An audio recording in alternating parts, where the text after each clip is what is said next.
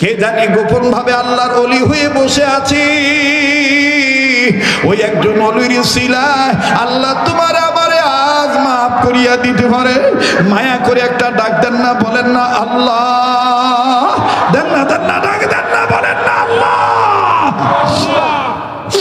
মুসলমান বন্ধু রে, কান্না না আসলো কান্নার বান ধরবেন। যাদের চোখের পানি পড়ে গেছে, এই চোখের পানি টিস্যু দিয়া মুছবেন না, এই চোখের পানি কাপড় দিয়া মুছবেন না বাজানরা, এই চোখের পানি হাতের তালু দিয়া চেহারার মাঝখানে মিশা রাখবে। ও বাজান একটু দিলটা নরম লম্বা করার কোনো সুযোগ নেই। উম্মতের ওলামায়ে কেরামগণ বসা আছেন, ওনাদের কাছে জিজ্ঞাসা করে দেখবেন। আর বাবাজি, সহিহুল বুখারী, বুখারী শরীফের হাদিসের ঘটনা বুখারী শরীফের মধ্যে পাওয়া যায়। আল্লাহ পাকের তিনজন গোলাম, আরে বন্ধু আমার ভাইরা, নিজ নিজ কর্ম করার পর পারিশ্রমিক গ্রহণ করিয়া আপন সংসার ঠিক রাখার জন্যে, কেউ ছেলে মেয়ের জন্যে বাজার ঘাট করিয়া, আবার কেউ মা বাবার জন্যে বাজার ঘাট করিয়া, আবার কেউ আমার বন্ধুগণ কোনো প্রকার সংসার ঠিক রাখার জন্যে বাজার ঘাট করিয়া, তিনটা সন্তান যখন একই সুন্দরভাবে একইভাবে রওনা দিল, আপন গতিতে চলতেছেন, হঠাৎ করে বাজানো আল্লাহর হুকুমে ঝড় তুফান শুরু হয়ে গেল, যেটা আপনাদের রংপুর বিভাগের আঞ্চলিকতায় বলে ঝড়ি শুরু হয়ে গেল। এমন ঝড় তুফান শুরু হয়ে গেল, এমন ধুলা চোখে মুখে শুধু অন্ধকার অন্ধকার, কাছের লোককেও দেখা যায় না, দূরের লোককেও দেখা যায় না। আমার বন্ধুগণ, আমার ভাইরা, প্লিজ খুব খেয়াল করে শুনবেন বাবা। বক্তা কেমন আসলো, মাহফিল কেমন হইল, লোক কেমন জমা হইল, বক্তার গলা কেমন সুন্দর, বাজান এই চিন্তা ভাবনা একটু আপনি দূর করে দিবেন বাবা, একটু দিলটা নরম করবেন বন্ধু। কেউ চলে গেলে তাকে চলে যেতে দিবেন, খবরদার কারো যাওয়া দেখে কেউ যেন না যায়। মনে রাখবেন বাজান, আপনার কবরে আপনার যাওয়া লাগবে, আমার কবরে আমার যাওয়া লাগবে, খোপরা নামক কবরে আমারই খোপরা নামক কবরে যাওয়া লাগবে, আপনার ওই বাজান খোপরা নামক কবরে আপনার ওই যাওয়া লাগবে। কাজে আপনার জবাব আপনি দিবেন, আমার জবাব আমি দেব। কথা বলেন ঠিক না ঠিক?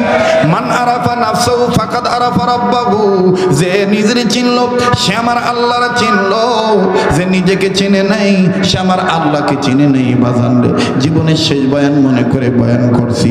তিনটা সন্তান যখন রওনা দিল, এমন ধুলার ঝড় বাতাস শুরু হয়ে গেল, অন্ধকার বাদান, কেউ কোনো কিছু দেখতে পারে না।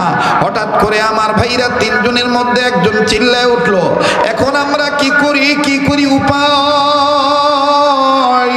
তিনজনের মধ্যে যার বয়স একটু বেশি, সে পরামর্শ দিয়ে ডাক দিয়ে বলল, ভাই রে, এইভাবে চিল্লি করিয়া কোনো লাভ নাই, দেখো কোনো গর্ত পাওয়া যায় কিনা, দেখো কোথাও কোনো আশ্রয় নেওয়া যায় কিনা। ও বাজান হাঁটতে চলতে ফিরতে একটু দূরে নজর করে দেখে, সুন্দর একটা গর্ত দেখা যায়। বাজানের দুই পাশের দুই সাইডে পাহাড়, মাঝখান দিয়া রাস্তা, এই মাঝখানের রাস্তায় আমার বন্ধুগণ সুন্দর একটা আমার ভাইরা গর্ত দেখা যায়। তিনজন যুবক ডাক দিয়ে বলতেছেন, আপাতত এই গর্তের মধ্যে আমরা আশ্রয় নিই। আমার ভাইরা তিনজন একে একে করে যখন গর্তের মধ্যে ঢুকলো, তিনজনের যখন ঢোকা শেষ হয়ে গেল, আল্লাহর কুদরতের খেলা কেউ বুঝে আবার কেউ বুঝে না। কথা বলেন ঠিক না ঠিক? তিনজন যখন গর্তের ভিতর প্রবেশ করলেন, তিনজনের যখন গর্তের ভিতর প্রবেশ করা শেষ হয়ে গেল, আল্লাহর হুকুমে ওই গর্তের সাইডে যে আমার বাজানরে বিশাল আকারের একটা পাথর ছিল, এই পাথরটা গর্তের মুখ বরাবর আমার বন্ধুগণ গড়ায় পড়ে গেল, গর্তটার মুখটা আটকায় গেল, সামান্য একটু ফাঁক রইল যাতে নিঃশ্বাস নিতে পারে, বাতাস আদান প্রদান করতে পারে। এবার বাদান তিনজন যখন দেখলো গর্তের মুখ আটকায় গেল, অনেক চেষ্টা করতেছে হাত দিয়ে পাথর সরানোর জন্য, কিন্তু না নড়ে না, পাথরটা সরানোই যায় না। তিনজনের মধ্যে ভিতরে আরো ভয় ঢুকে গেল, কি করি উপায়, ভাবিলাম এখানে আসলে বিপদ থেকে উদ্ধার হব, এখন দেখি বিপদ আরো বাড়ি গেল। কথা কোন ঠিক না বা ঠিক? কষ্ট হইতেছে আপনাদের, বেজার হইতেছে, চলবে কি চলবে না? কতক্ষণ জোরে কন, শরীয়তপুরি কি নকল না আসল? হ্যাঁ, শরীয়তপুরি নকল না আসল? শরীয়তপুরি নকল করবে কিন্তু ধরা খাইবে, কথা কয় না? আমার সুরে বহুত মানুষ ওয়াজ করে, কিন্তু মোর জনগণ তারা আসল ভক্ত, ওরা কয় না ওমার মতন হয় না।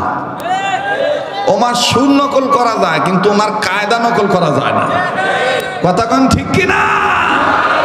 হে নকল নকল আর আসল আসল, ঠিক কিনা বলেন? মুসলমান ভাইরা আমার, বন্ধুরে, এবার গর্তের মুখ থেকে যখন তিনটি যুবক পাথর সরাইতে পারে না, একটু সময় দিয়ে দিবেন বাজান, একটু মনোযোগী হয়ে যান। তিনজন যুবক বহুত চেষ্টা করতেছে, পাথর সরান যায় কি যায় না। বাজান অনেক চেষ্টা করলো, না না পাথর নড়ে না। এবার তিনজনের মধ্যে আরো ভয় ঢুকে গেল, এখন কি করি, উপায়, এই গর্তের মধ্য থেকে বাইর হই কেমনে? বাইর হইতে না পারলে তো আমরা মারা যাব গর্তের ভিতরে, আর আমাদের কারণে আমাদের পরিবারের সন্তানেরা, আমাদের মা বাপ না খেয়ে মরে যাবে, দুশ্চিন্তা করে মরে যাবে। বাজানো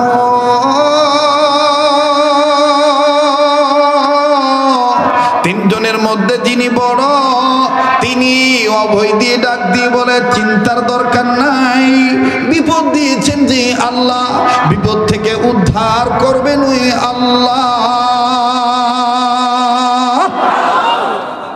বলেন তো বাজান, বিপদ দেওয়ার মালিক কে? বিপদ থেকে উদ্ধার করার মালিক কে? বিপদ থেকে উদ্ধার করার মালিক আল্লাহ। এবার বড় সন্তানটা, তিনজনের মধ্যে যিনি বড়, তিনি যখন বললেন বিপদ দেওয়ার মালিক আমার আল্লাহ, বিপদ থেকে উদ্ধার করার মালিক আমার আল্লাহ, দুইটা যুবক ডাক দিয়ে বলতেছেন, বড় ভাই আমরা এখন কি করি, উপায় তো খুঁজে পাই না, আপনি আমাদেরকে পরামর্শ দেন। এবার বয়স যার বেশি, এই বড় সন্তানটা ডাক দিয়ে বলতেছেন, ভাইজান তোমরা ঘাবড়াইও না, আমি তোমাদেরকে একটা কথা বলি, আপন আপন একটু চিন্তা করো, নিজ নিজ আমলে চিন্তা করো। জীবনে যদি কোনো ভালো কাজ করে থাকো, আর ওই কাজটা যদি আল্লাহর জন্য হয়ে থাকে, আল্লাহর ভয়ে যদি তুমি করে থাকো, আমি করে থাকি, ওই কাজের উসিলা ধরো আল্লাহর কাছে, আল্লাহ ওই কাজের উসিলায় আল্লাহ পাথর সরায় দিতে পারে। আল্লাহ যদি উদ্ধার না করে, এখন আর চিল্লা লাভ হবে না। এবার তিনটে যুবক, আমার ভাইরা দুইজন যুবক ডাক দিয়ে বলতেছে, ঠিক আছে ভাইজান আমরা একটু হিসাব মিলিয়ে দেখি। তিনজন বাজান আপন জীবনের কর্ম হিসাব করতেছে, কর্মের মধ্যে ভালো কাজ কার কোনটা আছে।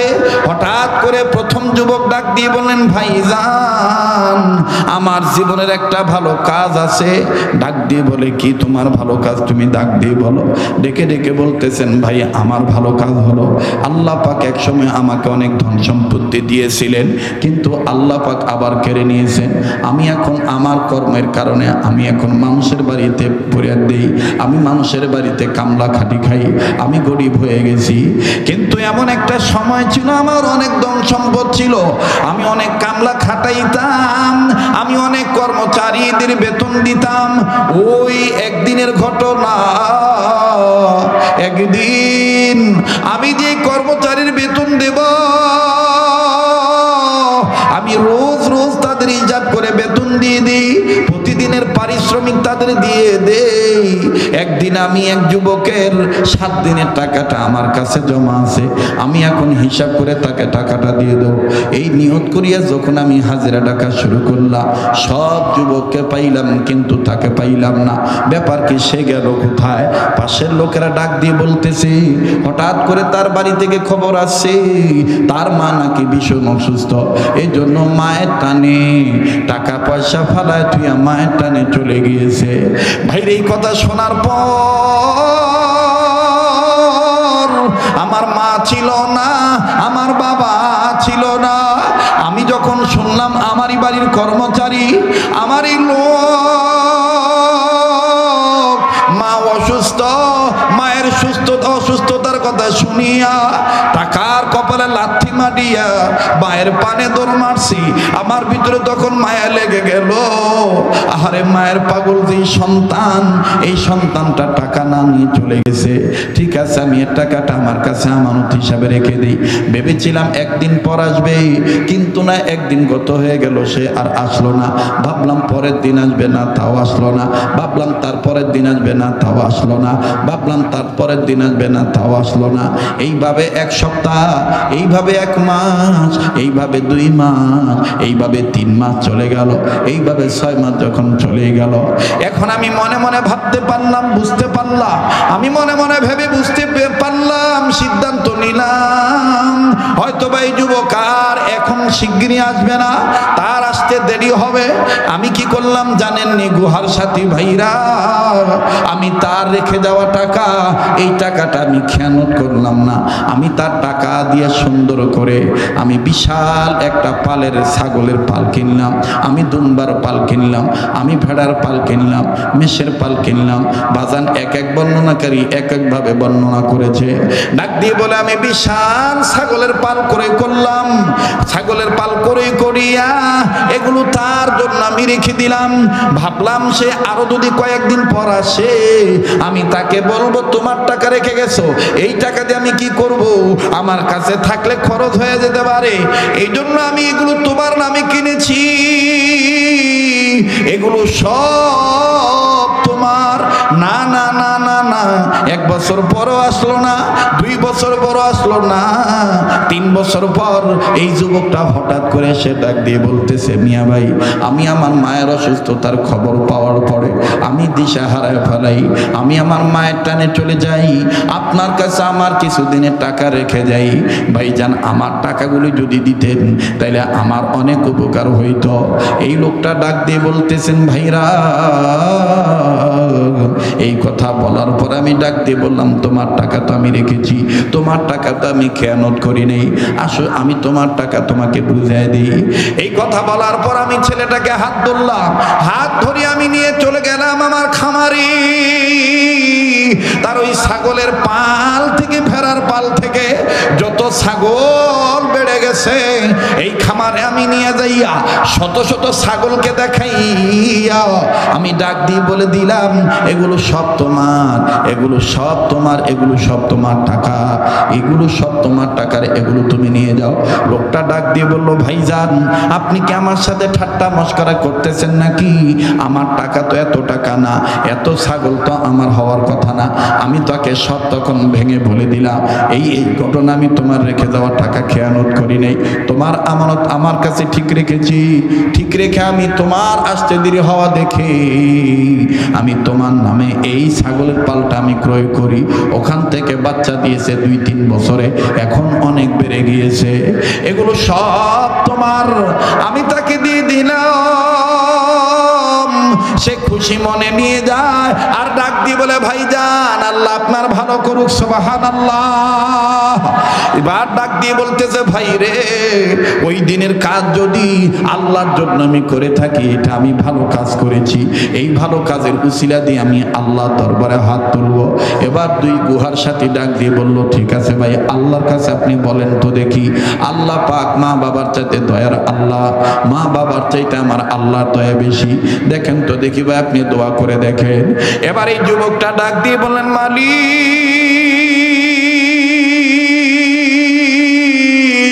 ওই কাজ যদি তোমাকে ভয় করিয়া করে থাকি, আমানত খেয়ানত যদি তোমাকে ভয় করার কারণে খেয়ানত যদি না করে থাকি, ওই কাজ যদি ভালো কাজ হয়ে থাকে, আর ওটা যদি তুমি রাজি থাকো, আল্লাহ,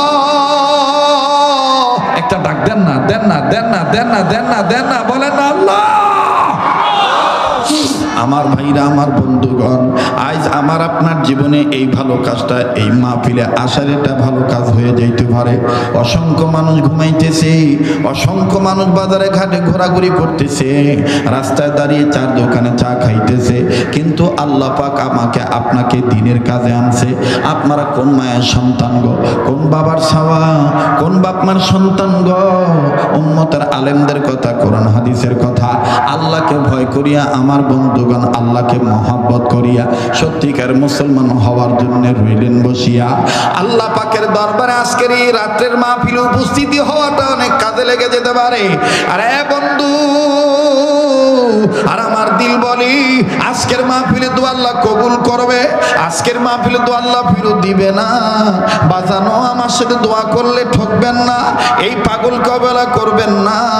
এই পাগলকে আমার আল্লাহ প্রতিটি বছর গোটা রমজান মাস সোনার মক্কা মদিনা রাখে।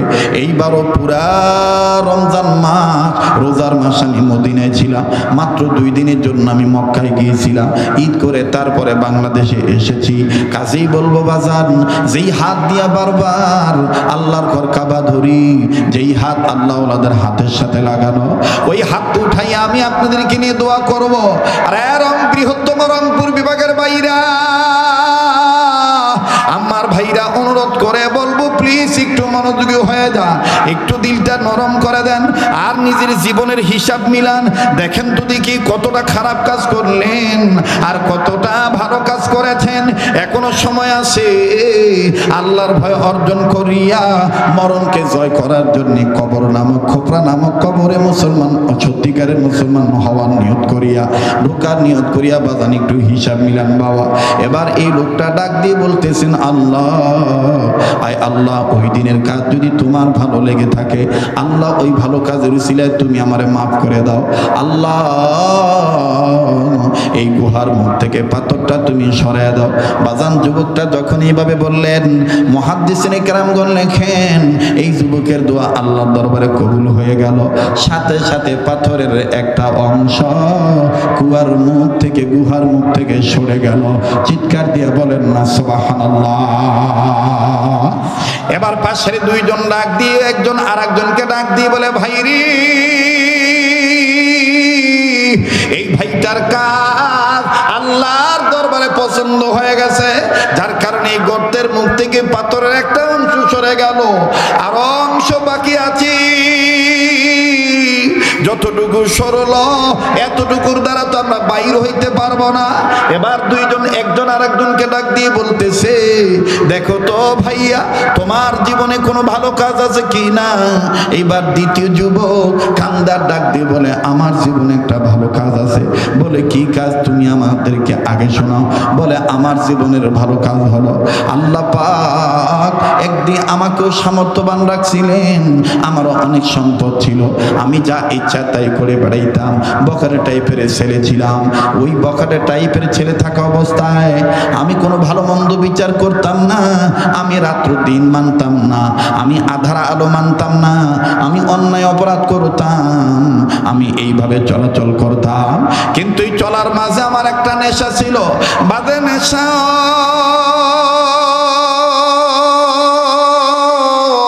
আমি সুযোগ পাইলেই কাম চরিতার্থ করতাম। আমি যেই মেয়েকে ধরতাম সেই মেয়ে আর ছুটতে পারতো না। আমার আগে থেকে একটা টার্গেট ছিল, একটা নেশা ছিল, আমি আমার চাস্ত বোনকে ধরব, আমি আমার চাস্ত বোনের সাথে নিজের কাম চরিতার্থ আমি হাসিল করব। একদিন আমার সুযোগ চলে আসলো, আমার চাস্ত বোন আমার কাছে এসে ডাক দিয়ে বলল, ভাইরে আমার আব্বা খুব অসুস্থ, আমরা গরিব মানুষ, আব্বার চিকিৎসার টাকা আমাদের জোগাড় করার পক্ষে আমাদের পক্ষে সম্ভব না। ও ভাই তোমরা ধনী মানুষ, ভাই গো যদি একটু মায়া করো, দয়া করো, তাইলে আব্বার জন্য ওষুধটা কিনতে পারতাম, আব্বার চিকিৎসার খরচের টাকা আমাদের নাই। আমি তখন সুযোগ পাইয়া আমার চাস্তো বোনকে ডাক দিয়ে বললাম, বোন রে তুই আমার কাছে আসছিস তোর আব্বার চিকিৎসার খরচের জন্য, আমি তোরে দেব, তবে একটা শর্ত হইল আমি যা চাইবো তুই কিন্তু আমারে তাই দিবি। বলে সেটা তুমি কখন চাইবা তখনই দেব। বলে এখন আমি তোর কাছে চাইবো না, যেদিন তুই আমাকে এই টাকা দিতে আসবি সেদিন আমি তোকে সেই দিন এই কথাটা বলবো।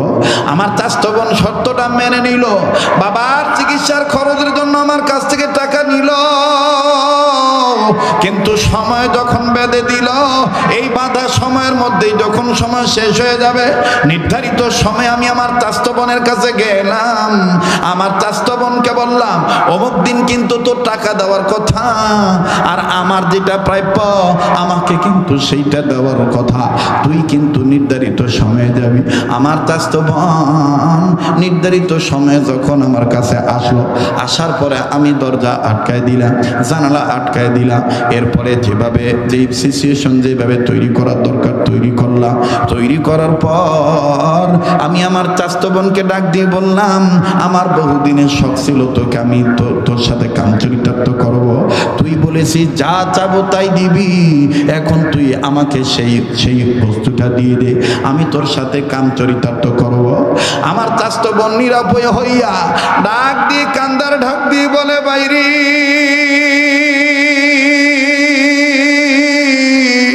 একটা নারীর সম্পদ হইল সতীত্ব, এই সতীত্বটা তুই এখন নষ্ট করে ফেলবি। আগে যদি আমি জানতাম আমি তোর শর্তে রাজি হইতাম না।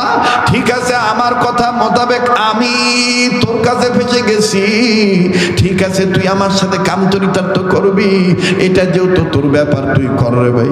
ও ভাই জান গোয়ার সাথী ভাইরা, আমার চাচতো বোন এই কথা বলিয়া যখন সে তার কাপড় খুললো, কাপড় খোলার জন্য প্রিপারেশন নিল, যখন সে বিবস্ত্র হবে কাপড় খোলে, আর আমার চাচতো ভাই আকাশের পানে তাকাইয়া চোখের পানি সারিয়া কান্দার বলে, আল্লাহ আমার বড় ভাই নাই, আমার বাবা আছে, আমার মা নাই, আল্লাহ আমি গরিব মানুষ, আমার বাবার চিকিৎসার জন্য আমি টাকা জোগাড় করতে পারি নাই।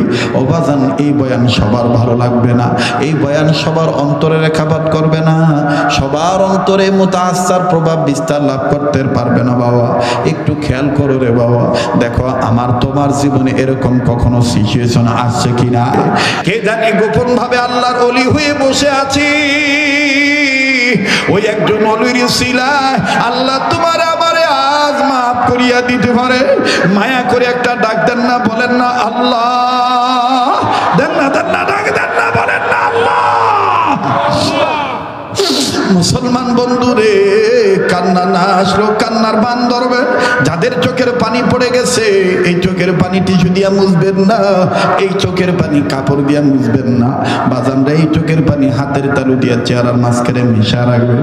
ও বাজান একটু দিলটা নরম করেন বাবা। এবার এই ছাত্রটার চোখের পানি মুছে দিয়া ডাক দিয়ে বললাম, বাবা আজকে তুমি কান্দো কেন, তোমার কি বাবা নেই? ছেলেটা কান্দার ডাক দিয়ে বলে, হুজুর আমার বাবা ছিল, 2 মাস আগে রোড অ্যাক্সিডেন্টে আমার আব্বা মারা গেছে, আজ তুমি কান্দো কারণ কি? ডাক দিয়ে বলে, হুজুর এই ভাইয়ার আব্বার আদর দেখে আমার আব্বার কথা মনে হয়ে গেছে, আমার আব্বা এইরকমই ভাইয়ার আব্বার মতো নাপেল কমলা নিয়ে আয়সা দাঁড়ায় থাকতো, হুজুরদের কাছে বলি আমার দোকানে নিয়ে যাইতো, কত কিছু কিনিয়া দিত, আজ আমার বাবা নাই। আমার ভাইরা, আমার বন্ধুগান, তখন ওই আমার আল্লাহকে বললাম, আল্লাহ যার নাই সে বুঝে তার কি ধন নাই, যার বাবা নাই সে জানে তার কি ধন নাই রে বন্ধু। আমার ভাইরে জন্য দাঁত থাকতে দাঁতের মর্ম বোঝা যায় না, দাঁত পড়িয়া গেলেই বোঝা যায় কি মর্ম ছিল দাঁতের। ঠিক তেমনি ভাবে মা বাপ বাঁচিয়াছে, তাই মা বাবার কদর বুঝি না। এই মা বাপ যেদিন মারা যাবে সেদিন বুঝবো কত বড় নিয়ামত হারাইলা। ভাইজান লম্বা করার সুযোগ নেই, একটা কথা মনে রাখবেন, আজ যদি আমি আপনি মা বাবার জন্য কান্দি, আজ যদি আমি আপনি মা বাবার জন্য যদি দোয়া করে যাই, আমার আপনার ছেলে মেয়ে আমার আপনার জন্য দোয়া করবে, আমার আপনার ছেলে মেয়ে আমার আপনার জন্য দোয়া করিয়া মোনাজাত করিয়া যাবে। কথা বলেন ঠিক না ব্যাঠিক? আজ যদি দোয়া না করে চলে যাই, মা বাপকে ফাঁকি দিয়ে যাই, আমার আপনার ছেলে মেয়ে আমার আপনারই ফাঁকি দিয়ে চলে যাবে। অতএব বাজান এই কাজটা যেন না করি। আরবিতে প্রবাদ আছে, কামাতা দিন উতুদানু, যেমন কর্ম তেমন ফল। মুসলমান বন্ধুরে, আর লম্বা নয়, এই যুবকটা কান্দার ডাক দিয়ে বলে, ভাই রে আমি যখন আমার মার দরবারে যাই, রুটি আর দুধ নিয়ে যখন রওনা দেই, আমার অসুস্থ মেয়েটা কান্দার ডাক দিয়ে বলে, আব্বু আমি কি তোমার মেয়ে লাগি না? আমি কি তোমার মেয়ে হই না? আব্বু তুমি আমাকে কি খাওয়াইবা না? আমি একবার আমার মেয়ের ডাক শুনিয়া মনটা নরম করে ফেললাম, আবার আমি বললাম না আমার মেয়ে মরে গেলে মেয়ে পাবো, কিন্তু আমার মা মরে গেলে আমি মা কোথায় পাবো? শোনরে গুহার সাথী ভাইরা, আমি আমার আল্লাহকে ডাক দিয়ে বললাম, আল্লাহ আমি মেয়ে চাই না, আমার মায়ের সুখ চাই। মায়ের দিকে রুটি আর দুধ নিয়ে যখন চলে গেলাম, আমার মা রুটি পাইয়া আর দুধ পাইয়া আমার মা সামান্য একটু মুখে দিয়া আল্লাহর কাছে ডাক দিয়ে বলে, আল্লাহ আমার ছেলেকে কঠিন বিপদ থেকে তুমি উদ্ধার করে দিও। আজ কঠিন সময় সে মেয়েকে ফেলে দিয়া আমাকে গ্রহণ করেছে। ভাইজান, এরপরে আমার বাবাকে দেখলাম, বাপ আর মা দুইজন মিলিয়ে কি জানি একটা কথা বললো। বাপ মা মোনাজাত শেষ করার পরে আমি আমার বাবা মার কাছে যেয়ে বললাম, ও আব্বা কথাটা বলো না, কি গোপন কথা বলছো? ডাক দিয়ে বলে, এটা আমি আর আমার স্বামী আর আমাদের আল্লাহ জানে। এই গোপন কথাটা খুব কষ্ট করিয়া মা বাবার কাছ থেকে বের করেছি। ভাইজান, আমি আপনাদের কাছে বলবো, তবে আমি দেখেছি উত্তরাঞ্চলের এই অবিরের বাজার যেই বছরই আসি না কেন, এই অঞ্চলে যতদিন আসি না কেন বাজানো, কোনোদিন আমি মাহরুম হই নাই, কোনোদিন আমাকে ধুয়ে চলে গেছেন, মোনাজাতে লোক পাই নাই, ইতিহাস হয় নাই বাবা। কেননা রংপুর বিভাগের মাটি ও মানুষের সাথে আমার আত্মার একটা সম্পর্ক আছে বাবা। যেই সময় মানুষ আমাকে চিনত না, সেই সময় এই অঞ্চলের ইউনিয়ন গ্রামের মানুষ কষ্ট করিয়া আমারই বয়ান শোনার জন্য আসতেন, আমাকে বয়ান করার জন্য নিয়ে আসতেন। আমি তো সেই আপনাদের শরীয়তপুরি বাজার রে, আমি আপনাদের জন্য ভুলি না, আমি আপনাদেরকে ভুলি নাই, ভুলবো না। আমি আপনাদের জন্য দোয়া করব বাজান রে। যেই হাতটা দিয়া বারবার কাবা ধরি, যেই হাতটা আল্লাহওয়ালাদের সাথে হাত লাগানো, এই হাত উঠে আমি আপনাদেরকে নিয়ে দোয়া করব। আমি দেখেছি সাদা দাড়ি নিয়ে অনেক মুরব্বী কাঁদতেছে, অনেক যুবক চোখের পানি ছেড়ে কেঁদেছেন, চোখের পানি মুছতেছেন। আজকের এই কান্নাকাটির দৃশ্য, এই চোখের পানি মোছার দৃশ্য আল্লাহ ফিরত দিবেন না। আমার আল্লাহ দোয়া কবুল করবে রে বন্ধু। প্লিজ বাদান, এখান থেকে উঠে না যাই, সবাই একসাথে মোনাজাত করে বিদায় হয়ে যাব। আমার বড় ভাই নাই, আমার মা নাই, আমি অভাবী সংসারের মেয়ে। বাবার চিকিৎসার জন্য ধনী চাচতো ভাইয়ের কাছে টাকা নেওয়ার জন্য আসছিলাম। চাচতো ভাই আমার দুর্বল পয়েন্ট পেয়ে আমাকে এইভাবে আটকাইছে। আল্লাহ আল্লাহ, আজকে আমি এইভাবে নষ্ট হয়ে যাব। আল্লাহ আল্লাহ, এইভাবে দেখতেছি চাচতো বোন আল্লাহকে ডাকে, যখন আমি তার বিবস্ত্র হওয়া দেখতেছি, আস্তে করে কাপড় খুলতে চায় আবার খোলে না, কাপড় খুলতে চায় আবার খোলে না। আমি তার দিকে হাত পা বাড়াইলাম, আমার চাচতো ভাই চোখের পানি ছেড়ে কান্দার ডাক দিয়ে বলে, ভাই রে, তোর অন্তরে কি আল্লাহর ভয় নাই? তোর অন্তরে কি আল্লাহর ভয় নাই? তুই আল্লাহকে ভয় কর। ইত্তাকুল্লাহ, আল্লাহু আকবার। তুই আল্লাহকে ভয় কর, আল্লাহকে ভয় কর। ও গুহার সাথী ভাইরা, যখন আমাকে বলল তুই আল্লাহকে ভয় কর, তখন আমার অন্তরে কেমন জানি একটা ঝড় শুরু হয়ে গেল। আমি আর তার দিকে আগাইতে পারলাম না। আমি চোখ বন্ধ করে বলে দিলাম, যা তুই ঘর থেকে বেরিয়ে যা, যেইটা চাইছিলাম ওইটা দরকার নাই। আমার চাচতো বোন ঘর থেকে চলে যাওয়ার পরে আমি আমার আল্লাহকে বলেছিলাম, আল্লাহ তোমার রাজির জন্য তোমার বান্দিকে আমি ছেড়ে দিয়েছি, তোমাকে ভয় করে আমি তোমার বান্দিকে ছেড়ে দিয়েছি। ভাইরে, ওই কাজটা কি ভালো নয়? গুহার সাথীরা কান্দার ডাক দিয়ে বলো, ভাইরে ভালো না মন্দ এটা আল্লাহ জানে, তবে তুমি আজকে দেখো আল্লাহর কাছে বলে দেখো, ওই কাজের দোহাই দিয়া উসিলা দিয়ে আল্লাহর কাছে সাহায্য চাও, আমার আল্লাহ তোমাকে আমাদেরকে সাহায্য করতে পারে। এবার দ্বিতীয় যুবক আমার ভাইরা গুহার ভিতরে কান্দার ডাক দিয়ে বলে, আল্লাহ ওই দিনের কাজ যদি আমার চাচতো বোনকে যদি তোমার ভয় অন্তরে অর্জন করিয়া, তোমার ভালোবাসা পাইয়া, আল্লাহ তোমার জন্য যদি আমি ছেড়ে দিয়ে থাকি, ওই কাজটা যদি তোমার কাছে পছন্দ হয়ে থাকে, মাবুদ গো, ওই ভালো কাজের উসিলায় গুহার মুখ থেকে আল্লাহ তুমি পাথরটা সরায় দাও, আমাদের বাইর হওয়ার রাস্তা পরিষ্কার করে দাও। বাজানো মুহাদ্দিসিনে কেরাম লেখে, এই দ্বিতীয় যুবকটা যখন আল্লাহর কাছে বলতেছিলেন, সাথে সাথে আমার বন্ধুগণ পাথরের আরেকটু অংশ গুহার মুখ থেকে সরে গেল। আর একটু জোরে বলেন না সুবহানাল্লাহ, আর একবার বলেন না সুবহানাল্লাহ।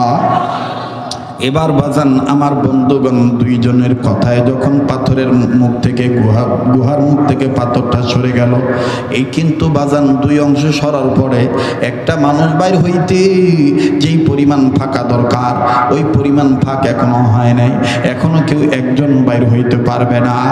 এবার দুইজন মিলিয়া কান্না কান্না ভাব নিয়া বলে, আরে ভাইয়া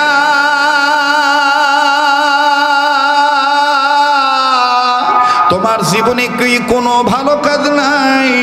তুমি আল্লাহর কাছে একটু বলে দেখো না। 3 নম্বর যুবকটা কান্দার ডাক দিয়ে বলে, ভাই রে আমার জীবনে একটা ভালো কাজ আছে, তবে এই ভালো কাজটা আমি দুনিয়ার অন্য কোনো মানুষের জন্য করি নাই, আমার মা আর আমার বাবার জন্য করেছি। ডাক দিয়ে বলে, তোমার মা তোমার বাবার জন্য তুমি কি ভালো কাজ করেছো একটু আমাদেরকে শোনাও না। বলে, ভাই রে তোমরা ধনী মানুষ, তোমাদের টাকার অভাব ছিল না, কিন্তু আমি গরিব মানুষ, আমি কামাই করলে আমার মা বাবার মুখে খাদ্য উঠে, আমি কামাই করলে আমার বাচ্চা আমার ছেলে মেয়ের মুখে খাবার উঠে। একটু দিলটা নরম করে দে না বাবা, অনুরোধ করব প্লিজ, কেউ কারো দিকে তাকাইস না, দেখটা দিলটা নরম হয়নি, একটু নিজের নিয়ে নিজে চিন্তা কর বাবা।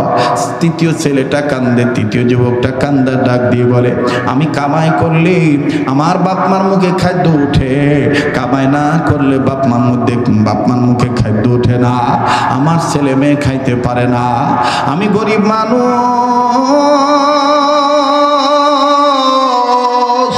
একদিনের ঘটনা তোমাদের বলি, আমার বাড়িতে প্রচুর অভাব, আমার কোনো কাজ নাই, আমি অসুস্থ ছিলাম, কেরমে পর্যায়ক্রমে আমি সুস্থ হয়ে গেলাম। সুস্থ হওয়ার পর আমি দেখলাম আমার বাড়ির চুলায় আগুন ধরানো দরকার, আমি কামাই কাজিতে যোগদান করলাম। একদিনের কর্ম করার পর আমি পারিশ্রমিক পাইলাম। আমি বাড়িতে দেখে গেছি আমার ছেলেও অসুস্থ, আমার মেয়েও অসুস্থ, আমার ছেলেও ক্ষুধার্ত, মেয়েও ক্ষুধার্ত। আমি আস্তে করিয়া পারিশ্রমিক পাওয়ার পর আমি আমার স্ত্রী বলে দিয়েছি, আমার মেয়ের জন্য আমি রুটি আনবো, মেয়ের জন্য দুধ আনবো, মেয়ের জন্য দুগ্ধ ক্রয় করিয়া রুটি ক্রয় করিয়া আমি আমার ছেলে মেয়ের মুখে তুলে দেওয়ার জন্য সন্ধ্যাবেলায় যখন বাড়িতে আসলাম, ভাইরে একটু খেয়াল করে শুনেন না বাবা, একটু খেয়াল করবেন, মনোযোগী হয়ে যান ভাইয়া, কেউ কারো দিকে তাকায়েন না। ডাক দিয়ে বলতেছেন, আমি যখন আমার বাড়িতে যাইয়া আমার বিবির হাতে এই রুটি আর পাউরুটি, এই রুটি আর দুধ দিয়ে দিলাম, আমার বিবি অসুস্থ মেয়েটার মুখে যখনই দুধের রুটি ভিজাইয়া যখন নরম করে বাচ্চার মুখে দিবে, ইতিমধ্যেই পাশের ঘর থেকে আমার বুড়ি মা, আমার মা কান্দার ডাক দিয়ে বলে, আজকে আমার ছেলে আমাদের দেখে না, তার মেয়েকে নিয়ে এসে অস্থির হয়ে গেছে। বাবা আমিও তো ক্ষুধার্ত, ও বাবা আমি কি তোকে পেটে ধরি নাই? ও গুহার সাথী বাইরা, এই কথা যখনই বলল আমি আমার বিবিকে বললাম, এই বিবি থামো, আমার মা ক্ষুধার্ত, দাও রুটি দাও আর এই দুধ দাও। আমি দুধের বাটি আর রুটি নিয়ে মায়ের দিকে যখন দৌড় মারলাম, আমার বিবি আমার পাউটা ধরে বলে, স্বামী গো এই খাদ্যটা আমার খাওয়া না খাইলে আমার মেয়েটা মরে যাবে, আমার মেয়েটার মরা মুখ দেখতে হবে, মেয়েটা আমার খুব ক্ষুধার্ত। আমি আমার বিবির ভাত ঝাড়া মেরে ফেলে দিলাম, আর ডাক দিয়ে বললাম, তোর জন্য তোর মেয়ের জন্য যেমন তোর কলিজা কান্দে, তোর বুক কান্দে, আমার মায়ের জন্য আমার অন্তরে এরকমটা কাঁদতেছে। আগে আমার মা, আগে আমার বাবা, তার উপরে আমার সন্তান, যখন আল্লাহু আকবার। আরে বন্ধু, আল্লাহর ভয় অন্তরে আছে যাদের, এরা কোশ্চিন কালেও মা বাবার সাথে খারাপ ব্যবহার করতে পারে না, মা বাবার গায়ে হাত তুলতে পারে না, মা বাবাকে বুড়ে বুড়ি বলে গালি দিতে পারে না। কথা বলেন ঠিক না বেঠি? বাজান রে, আজ তোমার আমার মা বাপ মা বেঁচে আছে, তাই তোমার আমার মা বাবার কদর আমার তোমার আমার কাছে নাই। এই জন্যই কবি বলেন, দাঁত থাকতে দাঁতের মর্ম বোঝা যায় না, দাঁত পড়িয়া গেলে বোঝা যায় দাঁতের কি মর্ম ছিল। মা বাপ যেদিন মারা যাবে ওই দিন বুঝবা কত বড় নিয়ামত হারাইছো ভাইয়া। লম্বা আমি